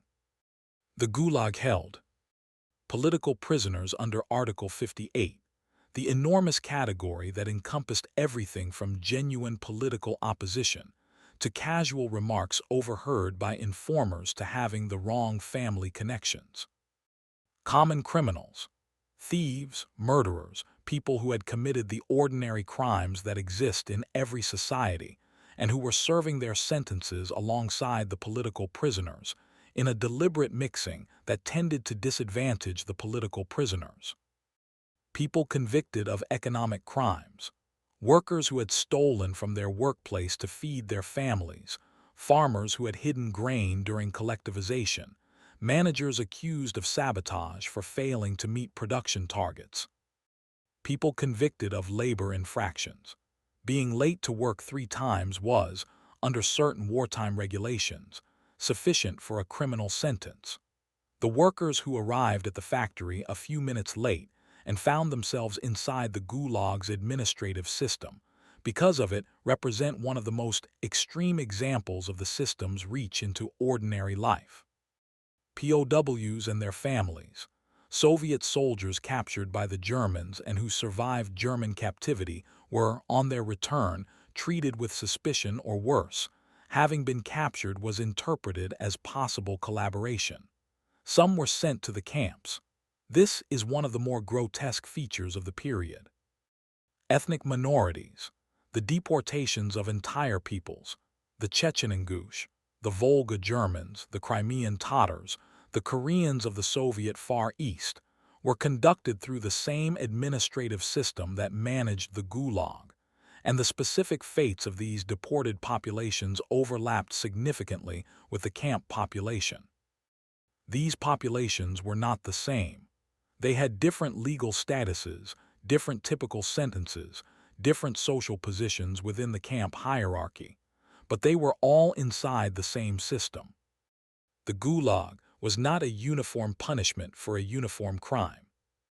It was the Soviet state's administrative mechanism for managing a vast range of perceived or defined threats, applied with consistency only in the sense that the administration was consistent. The paperwork was the same, the forms were the same, the camps were run by the same authority. The specific people inside it were the full spectrum of Soviet humanity. Let me give you the statistics, because numbers matter here even though numbers are insufficient. At its peak in the early 1950s, the Gulag system held approximately 2.5 million prisoners. The total number of people who passed through the camp system between 1930 and 1953 is estimated at 18 to 20 million. The number who died in the camps is estimated at 1.5 to 1.8 million, though some researchers argue the actual number was higher. The number who died in the transport system, the trains, the ships, the marches, adds to this. The number who were shot outright, without passing through the camps, in the operations of 1937 to 1938 alone is approximately 750,000. These numbers exist because of the documentation. The Soviet bureaucracy was thorough in its record-keeping, and the archives that became accessible after 1991 allowed researchers to count, as precisely as possible, what had happened. The numbers are the minimum. The actual numbers were higher. Behind each number was a person. Ivan, Natasha, Katya waiting, Fyodor, who died in the third winter, Vera teaching arithmetic, Gennady 4 minutes of advice, then turning over to sleep. Each of them a life. Each of those lives a story. The memorial organization compiled 3 million names before it was liquidated. 3 million names. The project of not forgetting continues. And one more thing before we close. Let me tell you about the summer forest. Not Ivan's summer forest, a different one, the forest that exists as today in the areas where the camps were. The Gulag camps are mostly gone now. Not all, some survive as ruins, some have been preserved as memorials, some simply fell apart over the decades as the taiga slowly reclaimed them. The barracks that were built from the surrounding trees returned to the surrounding trees. The barbed wire rusted. The watchtowers fell. The forest grew back. In some of these places, the only way you know what was there is the specific irregularity of the ground, the outlines of foundations, the slight elevation of what was a road, the specific pattern of cleared areas that have regrown but that grow differently from the older forest around them. The forest remembers in the only way forests remember, in the shape of things. Memorial compiled lists of camp locations. Some of these locations have been marked with simple monuments, some have not. In some places, people go and put flowers or stones. In other places, the forest is simply the forest, and you would not know. The Siberian taiga in summer is green beyond what you expect. The birds sing. The river moves. The bones in the road are still there. The names are in the database.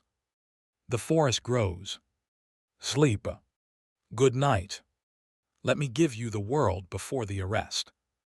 Because the people who were arrested had lives before the arrest, and those lives deserve the same attention as what happened after. Ivan Sorokin in October 1937, 2 weeks before the knock on the door, was a person in the middle of an ordinary life. He woke up at 6:30. He had tea and bread at the kitchen table. Natasha was already up, preparing Katya's breakfast. Katya was 6, and she was at the phase of childhood where she had opinions about everything, including which cup she used and the specific way her bread was cut, and the morning had the specific chaotic warmth of a household with a small child. He walked to the factory. The factory was a manufacturing facility that produced equipment used in mining operations. Ivan's specific work was in the design bureau, the group responsible for calculating specifications for equipment modifications, reviewing production designs, and solving the occasional mechanical problem that came up in the production process. He was good at his work. He found the problems interesting. He had colleagues he respected. He ate lunch in the factory cafeteria. He had opinions about the cafeteria food that he expressed to his colleague Mikkel, with a regularity that Mikkel had clearly heard before. He walked home. He had dinner with Natasha and Katya. He read for an hour in the evening. He had been reading a technical journal. There was an article about stress testing methods for welded steel joints that he had been thinking about in relation to a current project. He went to sleep. He was a man reading about welded steel joints who was, in 2 weeks, going to be on a cattle car to Siberia. He did not know this. Nobody had told him. There was nothing to tell. There was no crime. There was only the specific random operation of a terror that did not distinguish between the guilty and the innocent, because it was not designed to make that distinction. He was reading about welded steel joints. He went to sleep. In 2 weeks, the knock. This is what I want you to hold. The welded steel joints, the cafeteria, the child's opinions about which cup, the specific ordinary life of a specific ordinary man. Then the knock. Then the cattle car. Then the Siberian winter. The scale of the distance between those two realities, the cafeteria and Kolyma, the kitchen table and the barracks bunk, is the scale of what the Gulag did to the Soviet Union. It took the ordinary lives and ended them, or transformed them into something unrecognizable. Millions of ordinary lives. Millions of cafeterias and kitchen tables, and small children with opinions about cups. Let me tell you about the informers. Because the system required informers, and the informers were not monsters in all cases, and understanding who they were changes how you understand the terror. The informer network. The network of people who reported suspicious conversations, suspect behavior, or potentially counter-revolutionary sentiments to the NKVD, was a feature of Soviet society that predated the Gulag, but that reached its most extensive form in the 1930s. Some informers were true believers, people who genuinely believed that the revolution was under threat from internal enemies, and that reporting suspected enemies was a patriotic duty. Some informers were people who had been compromised by the NKVD, themselves arrested and released on the condition that they provide information, or threatened with arrest of family members if they did not cooperate. Some informers were people who used the system for personal reasons, a neighbor they disliked, a colleague who was competing for the same promotion, a former friend after a falling out. The denunciation as a weapon of personal grievance was a feature of the terror. And some informers were people like Ivan's colleague, people who, under interrogation and under pressure, and under the specific cognitive and physical state that interrogation produces, simply gave names because giving names was what the interrogator wanted, and they could not see any other way out. These last informers, the people who provided names not from belief or calculation, but from the specific broken state of interrogation, were not moral agents in any clean sense. They were people in impossible situations who made choices that harmed others as a consequence of their own desperation. This does not exonerate them. It does require understanding them in their specific circumstances, rather than as simple villains. The colleague who named Ivan, his name, in the records that eventually became accessible, was Stepan Voronov, was also arrested in 1937. He was also sentenced under Article 58. He served 5 years in a different camp. He returned. Whether he and Ivan ever encountered each other after the rehabilitation process is not something the record shows. Whether Ivan knew, when the archive records became accessible in later decades, that it was Stepan who had named him, this is also not known. The moral reckoning that the survivors and their families had to conduct, with the specific knowledge of who had done what and why, was one of the lasting tasks that the Gulag left behind. Let me give you Katya's story. Because Katya was 6 when her father was arrested and 15 when she next saw him, and the 9 years between are not empty years in her life. They are formative years, spent in the specific conditions of being the child of a Gulag prisoner in Stalin's Soviet Union. She was told her father was away for work. She believed this initially, as small children believe what their parents tell them. She stopped believing it gradually, as she got older and as the specific social texture of being the daughter of an arrested man became more apparent to her. The school where she was a student was the school where her mother taught. The children who knew her mother knew, in the way that children know things, that something was wrong in Katya's family. The specific social cruelty of children to children who are different, who have lost a parent, who are poorer than before, whose family has been marked by the system, is not unique to the Soviet Union. It is human. it was present. Katya was smart. She was, as her mother's daughter, good at mathematics. She developed the specific coping mechanism of academic performance. If you are clearly the best student, you occupy a different social position than if you are simply the odd girl whose father was arrested. She became the best student. She also developed the characteristic hypervigilance of someone who had learned that the world could change without warning, that what appeared stable could suddenly not be stable, that the knock on the door at 2 a.m. was a real thing that happened in real people's lives. She carried this hypervigilance for the rest of her life. It was not only a burden.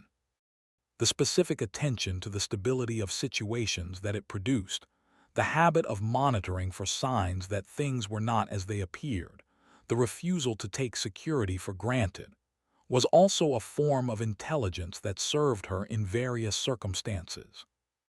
But it was exhausting. Living in permanent low-level threat awareness is exhausting. She lived in it for decades. She also built a life. She studied mathematics at university. She became an engineer following her father's profession, though she did not consciously choose it for that reason. She married. She had children. She met her father when she was 15, and he was the stranger in the room in the Siberian town. She became his daughter again, slowly, over years of proximity. She never entirely understood what had happened to him in the camp, because he never entirely told her. She understood enough. Let me tell you about Eugenia Ginsburg. Because the Gulag's literature is as important as its history, and the literature begins with the memoirs of the survivors. Eugenia Ginsburg was a Communist Party member, a lecturer and journalist in Kazan, who was arrested in 1937 and sentenced to 10 years in the camps, serving time at Kolyma among other places. She survived. She began writing her memoir in secret in the late 1950s. The result, Journey into the Whirlwind and Within the Whirlwind, is one of the most important documents of the Gulag experience. It is written with a literary quality that makes it not just testimony but literature. It describes the arrest, the interrogation, the transit, the camps, and the aftermath with the specific detail of a trained writer who was paying attention to everything and who retained the memory for 20 years before she could write it. Ginsburg's account is not simply a list of horrors. It is a record of human beings being human in extreme circumstances. The humor that arose despite everything, the friendships formed in the barracks, the specific moments when the human capacity for care asserted itself in the most inhospitable conditions. She also described, with unflinching honesty, the compromises made, the accommodations with the system, the things done and not done that the situation required. She wrote it down. She gave it to her son. The son's name was Vasily Aksionov. He became one of the important Russian writers of the late Soviet period. The specific inheritance of his mother's experience, the living with what had happened, the gradual understanding of the cost, is present in his work in ways that he acknowledged and ways that he probably could not fully trace. The Gulag produced literature. Not because suffering produces literature automatically. It doesn't. But because people who were writers were in the Gulag, and some of them survived, and some of those who survived wrote. The literature is the record of the specific human experience inside the system. Read it if you can. It will stay with you. Let me now give you the present. Because the Gulag's history does not end in 1953 when Stalin died, or in 1956 when Khrushchev gave his speech. The camps contracted significantly after Stalin's death. The mass releases of the post-Stalin period, millions of people returned from the camps in the late 1950s, transformed Soviet society. The survivors came back to cities and families that had been reorganized around their absence. The people who had been reorganized were not always able to reorganize back. The camps did not disappear. They contracted to the smaller system that the Soviet Union maintained for ordinary criminals, and for political dissidents who continued to be sentenced under different provisions. Sakharov, Solzhenitsyn, the dissident writers and scientists and activists of the 1960s and 1970s. Some of them went to camps, though camps that were different in scale and mortality from the Stalinist camps. The system ended with the Soviet Union in 1991. The archives opened, imperfectly and gradually, and the counting began. Memorial compiled the names. The Russian government's attitude to this history has varied by period. Under Yeltsin, there was more openness. Under Putin, the interpretation has shifted, not to denying that the camps existed, but to contextualizing them in ways that reduce the moral weight of the reckoning. The liquidation of Memorial in 2022 is the most visible current expression of this shift. The argument for liquidation was procedural. Memorial had violated the foreign agent registration laws. The effect was to silence the most significant organization dedicated to documenting and remembering the Gulag. The bones in the Kolyma road are still there. The database of 3 million names is still somewhere, presumably, though its institutional home is gone. The survivors and their children and grandchildren carry the memory in its private form. The public reckoning is interrupted. It will resume. These things resume. History is not finished with the Gulag. Let me give you Ivan's last years. He lived to be 78 years old. He and Natasha were together from the reunion in the Siberian town until her death from a stroke in 1978. He outlived her by 4 years. In his later years, in the atmosphere of the Khrushchev thaw and then the Brezhnev restoration, and then the beginning of glasnost, he became gradually more willing to speak about the camp. Not to strangers, not publicly, but to Katya and eventually to his grandchildren. He spoke about the summer forest. He spoke about Gennady, though not about what Gennady had explained. He spoke about Fyodor briefly. He did not speak about the confession he had signed. Not to anyone as far as anyone knows. The specific shame of having signed, of having agreed to a lie about himself, of having participated in the system's self-affirmation by confessing to what he had not done, this he kept. The document of rehabilitation said the confession was invalid. It said the conviction was illegal. It did not say that he had not signed. It could not unsign. He kept that. He was a man who had fixed saws in a Siberian logging camp for 10 years, and had survived and had come home, and had built a life in a different place with different furniture, and a daughter who was a stranger who became his daughter again. He was not the person who had gone. He was a person who had been through something that could not be undone, and who had built the rest of his life on the far side of it. He was, by the accounts of the people who knew him, a warm and careful person, not effusive, not easy about his history, but present, attentive, genuinely interested in the people around him. He read technical journals. He had opinions about food. He loved Katya. He missed Nada's. After she died. He died in 1982. In the apartment in the city he had eventually been permitted to return to, 4 years after Natasha, with Katya present. He was holding her hand. He let go. And now, you have been in the Soviet Union tonight. In the kitchen before the arrest. In the cattle car. In the camp in winter. In the summer forest for 10 minutes. In Natasha's apartment, with the tea she didn't drink. In Katya's school years, carrying what she was carrying. In the barracks with Gennady's 4 minutes of advice. At the platform when Ivan was released, with the photograph of Natasha and Katya inside his jacket, creased from 10 years. In the rehabilitation document in the drawer. In the final years, the grandchildren asking, the answers given or kept. This happened to specific people. In living memory. There are people alive today whose parents were in these camps. the children of the arrested. The Gulag is not ancient history. It is the history of people's grandparents. It matters to say that. It matters to remember the specific people, with their names and their professions and their opinions about cafeteria food and their daughters' opinions about which cup. The memorial database has 3 million names. 3 million. Each one a person. Each one a life. Sleep. The forest is still there. The names are in the database.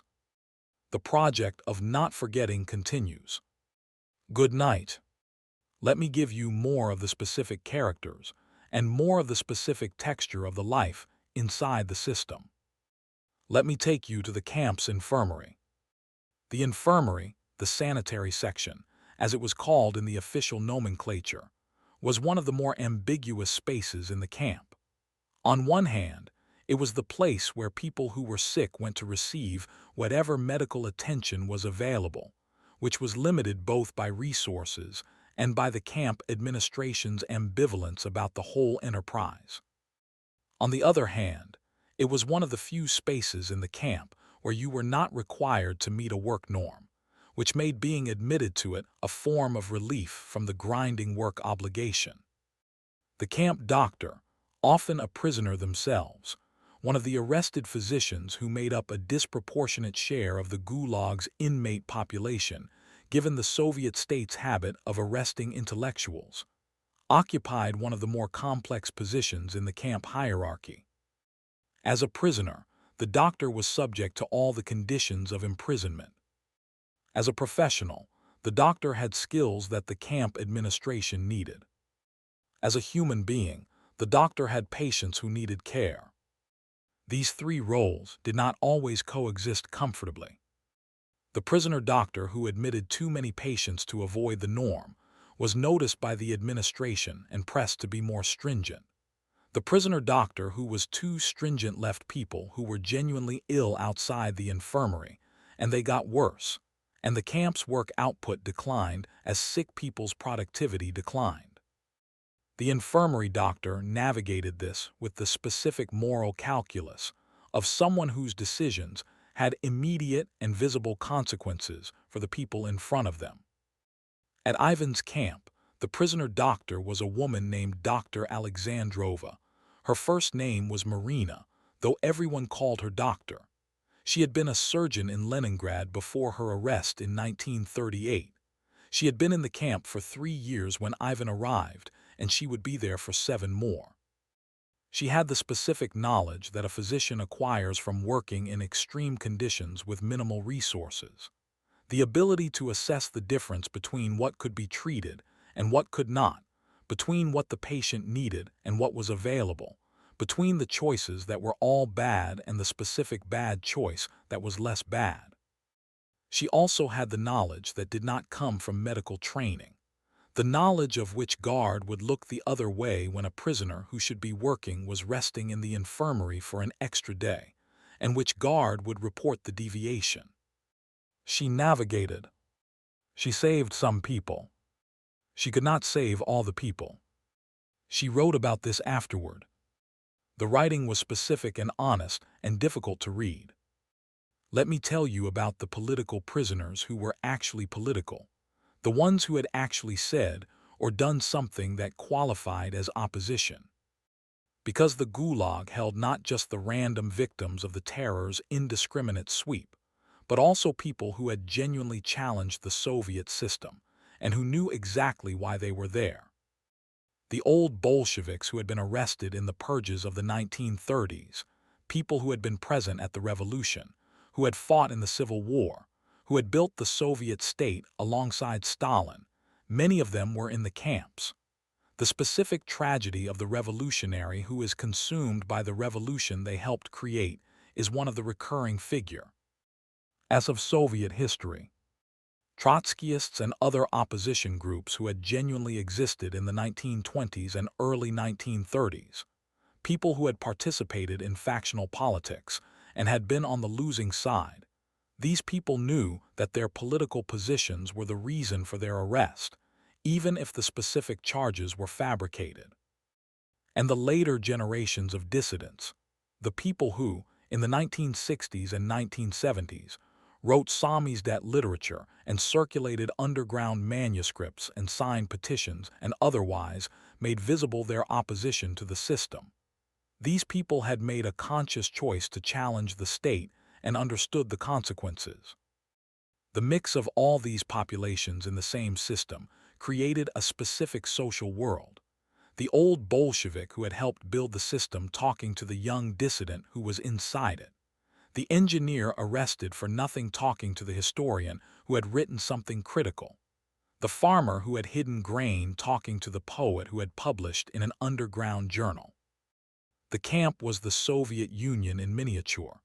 Everyone who had ever run afoul of the system, for whatever reason, for whatever degree of actual offense. Let me give you the children of the camp. Because there were children in the Gulag. Women who were pregnant when arrested gave birth in the camps. Children born to women in the camps spent their early years in the camp's facilities for children, separated from their mothers during work hours, cared for by prisoner nurses, growing up inside the barbed wire. There are survivor accounts from these children, people who were born inside the Gulag system and who spent their first years inside it.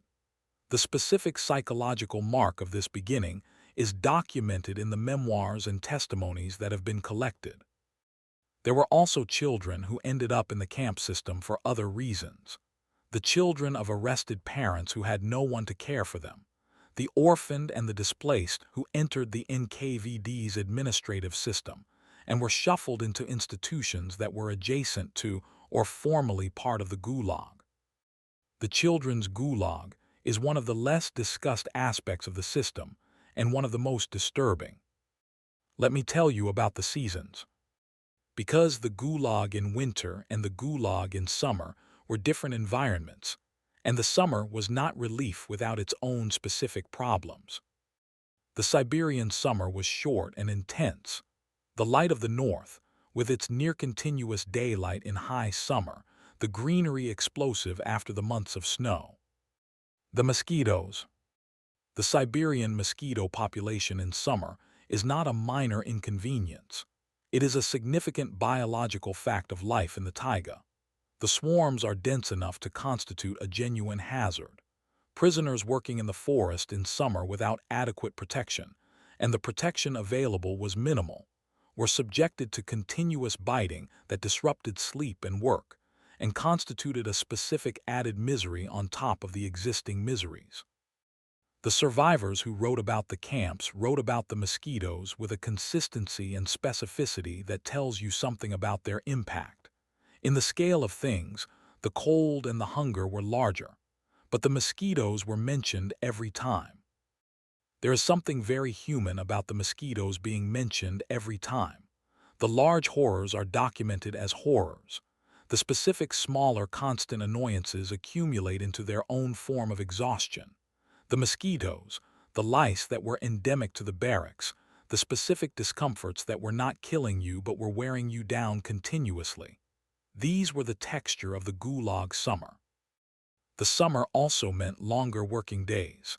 The light meant the work could continue longer, and the norm was calculated to use the available light. Summer was better than winter. It was not easy. Let me now give you the experience of the people who were released in the mass releases of 1955 to 1957, after Stalin's death. Because millions of people were released in a short period, and they came back to a Soviet Union that had been living without them for years, and the collision of the returned and the society that had continued without them is one of the human dramas of the mid-20th century. The released prisoners came back to cities where their apartments had been reassigned, where their positions had been filled, where their children had grown up in their absence. They came back changed in ways that were not legible to the people who had not been in the camps. They came back with the specific knowledge of what the Soviet Union had done, knowledge that could not be spoken and that they had to carry. Many of the released were required to not speak about their experience. The rehabilitation was a legal restoration, not a social permission to describe what had happened. Speaking about the camps was not officially forbidden, but it was understood to be undesirable, and the social pressure not to speak was strong. The result was a generation of silent survivors. People who carried enormous knowledge and could not share it, who sat at dinner tables with family members who knew something had happened and knew not to ask, who answered, "It was nothing, just difficult times," when anyone pushed. The silence created a specific family dynamic across millions of Soviet households. The children learned not to ask. The grandchildren, decades later, sometimes finally asked. By then, some of the grandparents were gone. Some were still there, and still mostly silent, and finally, in the glasnost years, began to speak. The memorial organization's testimony collection was where many of them spoke for the first time. That testimony is now the property of an organization that has been liquidated. The people gave their testimony to an institution that no longer exists. The testimony presumably exists somewhere. Archives have a way of surviving even the institutions that created them. The project of not forgetting continues. Let me give you one more person. Let me give you Nadezhda Mandelstam. Her husband was Osip Mandelstam, one of the great Russian poets of the 20th century. He was arrested twice, in 1934 and in 1938. He died in a transit camp near Vladivostok in December 1938. After his second arrest, Nadezhda did not know where he was or whether he was alive for months. She received a rumor of his death but no confirmation. She spent years uncertain. During his first arrest and after his second, she did something extraordinary. She memorized his poems. In the Soviet Union of the 1930s and 1940s, possessing manuscripts of an arrested poet was dangerous. Nadezhda knew this. She memorized the poems, hundreds of them, to ensure that they would survive regardless of what happened to the paper versions. She carried the poems in her head for decades. After Stalin's death, she began the cautious process of reconstruction and distribution of his work. After Khrushchev's speech, she began writing her own memoir, Hope Against Hope, which is one of the most extraordinary accounts of the Stalin period ever written. She wrote about her husband. She wrote about the world they had lived in. She wrote about the specific choices made and not made in impossible circumstances. She was not kind to everyone in her account, including some people who had survived by accommodating the system more than she thought necessary. The memoir is particular and sometimes uncomfortable in its judgments. But it is also one of the clearest accounts of what it was like to be inside that specific world, from the specific position of a woman who had survived by becoming the vessel for her husband's work. The poem survived in her head. She wrote the account. Both exist now. Both will continue. This is the specific form that not forgetting takes when it is done by individuals rather than institutions. Individuals survive when institutions are liquidated. The memorial is in the mind. Sleep now. The taiga is dark. The river is moving. The bones are in the road. The names are in the database. Ivan's photograph of Natasha and Katya, creased from 10 years inside his jacket, that photograph presumably exists somewhere, in a family's archive, or gone, or in a box in a closet that someone will open someday. The photograph was taken. It was carried. It was taken out and looked at. That is enough. It is not enough. It has to be enough. The ordinary lives that the knock on the door interrupted, the cafeteria opinions, and the kitchen tables, and the small children's opinions about cups.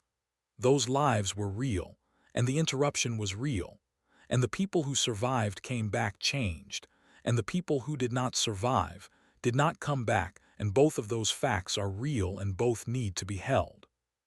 We hold them. We carry them. We tell them to whoever will listen. Sleep.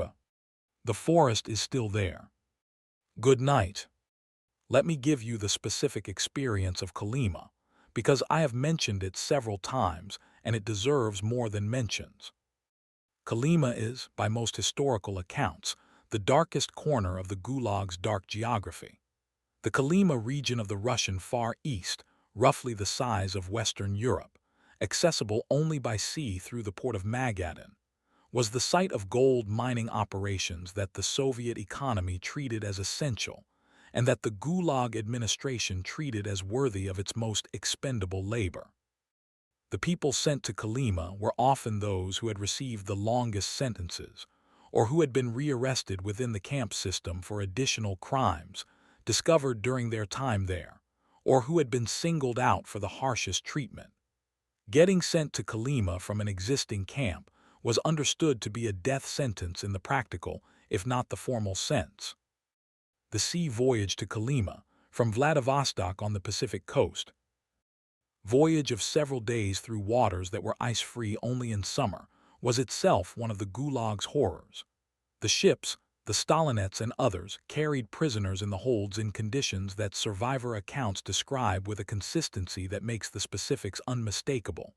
Crowded beyond capacity, minimal food and water, no sanitation, the rolling of the sea making the conditions worse. People died on these ships. People were killed on these ships. There are documented incidents of prisoners being murdered by other prisoners in the chaotic violence of the hold. The worst sea voyage was the Dezhirma in 1933, where the ship became icebound in the Sea of Okhotsk, and the prisoners froze to death in the hold over weeks. The specific catastrophe of the Dezhirma, hundreds of prisoners dying in the ice while the ship waited for rescue that did not come quickly enough, is one of the documented horrors of the transit system. At Kolyma itself, the gold mines required underground labor. The permafrost at Kolyma extended hundreds of meters deep, which complicated the mining in specific ways that made the work conditions even more extreme. The air in the mines was cold and damp. The work was physically demanding. The rations were calibrated for the output targets rather than for the physical requirements of the work. The winter at Kolyma was, by the accounts of those who survived it, beyond what the body was designed to manage. Temperatures of -50 and below. Wind. The specific quality of cold that is not just temperature but a physical force that requires constant active management. The people who were sent to Kolyma and survived are a small fraction of those who went. Varlam Shalamov was one of the survivors. His Kolyma tales, short stories written from his 17 years in the camps, are the literary record of Kolyma from the inside. They are unlike other Soviet literature of the Gulag period in their specific quality. Stripped of sentimentality, stripped of the narrative conventions that make suffering legible in the way that readers expect, presenting the reality with a flatness that is itself the aesthetic choice of someone who had seen too much to ornament. The Kolyma tales are available in English translation. They are one of the essential documents of the 20th century. They are not easy to read. Read them anyway. Let me give you the geography of the Gulag. Because the camps were everywhere, not just in Siberia, and the specific geography of the system tells you something about what it was for. The Gulag map was also an economic development map. The camps were located where the Soviet economy needed labor for projects that the free labor market could not or would not provide. The Arctic mining operations, the Siberian railways, the Central Asian canals, the Russian Far East logging. The camp system was built where the work needed to be done, and where the work was the kind that people would not have chosen to do under ordinary circumstances. This integration of punishment and economic development was not accidental. It was designed. The founders of the Gulag system in the late 1920s and early 1930s explicitly argued that camp labor could be used for economic purposes. The White Sea Canal, built by camp labor in 1931 to 1933, was the proof of concept. An enormous infrastructure project completed at extraordinary human cost in a period that would have been impossible with free labor. The White Sea Canal killed tens of thousands of people. It was also, by most engineering assessments, inadequately built, too shallow, too unreliable, not the transformative infrastructure project that the Soviet propaganda celebrated. The camp labor that built it was cheap, but it was also inexperienced and poorly equipped and working under conditions that degraded the quality of the work. The economic case for the Gulag, that it was an efficient source of labor for necessary projects, was never really true. The mortality, the supervision requirements, the supply challenges of maintaining remote camps, the inefficiency of coerced labor, all of these made the Gulag economically questionable even by the Soviet Union's own accounting. But it continued because it served other purposes. Control, terror, the management of the perceived internal enemies, the specific political function of making the price of deviation visible to everyone who was not in a camp. The economics were a justification. The politics were the reason. And let me give you the moment when the system began to end. March 5, 1953, Stalin died. He died of a stroke in his dacha, alone. No doctor was summoned for many hours because the guards were afraid to enter his room uninvited, and then when they did he was on the floor. The man who had built and maintained the system that had arrested Ivan and sent millions of others to the camps, and killed approximately 1 million people in the operations of 1937 to 1938 alone, died on his dacha floor. His successors, the collection of senior party figures who divided his power among themselves, immediately began the process of distinguishing themselves from the worst of what he had done. Beria, the head of the NKVD and the man most directly responsible for the camp system's operation, was arrested and executed within months of Stalin's death, partly as a political maneuver by his rivals, and partly as a form of scapegoating that allowed the others to distance themselves from the terror. The mass releases began. Millions of people came home. The system contracted. The rehabilitation process began. And the Soviet Union, which had been the country that arrested Ivan for nothing and sent him to Siberia for 10 years, continued. The same party, the same government, the same ideology, somewhat reformed. The people who had operated the system were still there, in many cases still in positions of authority, managing the transition with the specific skill of people who know how to transfer power without acknowledging what they had done with it. This is how systems manage their worst chapters. They don't always acknowledge them. They continue. The people inside them have to decide what to do with the knowledge of what was done. What happened to the Gulag's archives is one of the more complicated aspects of the post-Soviet history. The archives of the KGB, the successor to the NKVD, were partially opened after 1991. Researchers gained access to case files, to administrative records, to the documentation of specific individuals' arrests and sentences and releases. The Memorial Organization used these archives extensively. The documentation they produced from the archives is some of the most thorough historical accounting of any mass political repression in the 20th century. The archives were also partially closed again. Access has fluctuated. Some materials that were accessible in the 1990s are less accessible now. The political management of the historical record is ongoing. This is the specific problem of institutional memory. When the institutions that manage it change their relationship to the history, the access changes too. The individual memories, the survivors' testimonies, the family accounts, the literature, are less controllable than the archives. They exist in many places, in many languages, in published books and in family conversations, and in the specific knowledge that the descendants of the survivors carry. The memorial database of 3 million names, whatever happened to it institutionally, presumably exists in some form. Archives have a way of surviving. The bones in the Kolyma road are in the permafrost. The permafrost preserves. The project of not forgetting continues in whatever form is available. Sleep. You have been in the Soviet Union for a long time tonight. In the kitchen before the arrest, with the tea and the bread and the small child's opinions about which cup. In the cattle car for 11 days. In the Siberian winter, carrying rubble. In the summer forest for 10 minutes. In Natasha's apartment after the agents left. In the infirmary with Dr. Alexandrova's specific moral calculus. In Vera's classroom, teaching arithmetic to the children of the people imprisoning her. In Najda Mandelstam's head, where the poems were. In the release, the rehabilitation document, the drawer. In Katya's years of learning not to ask.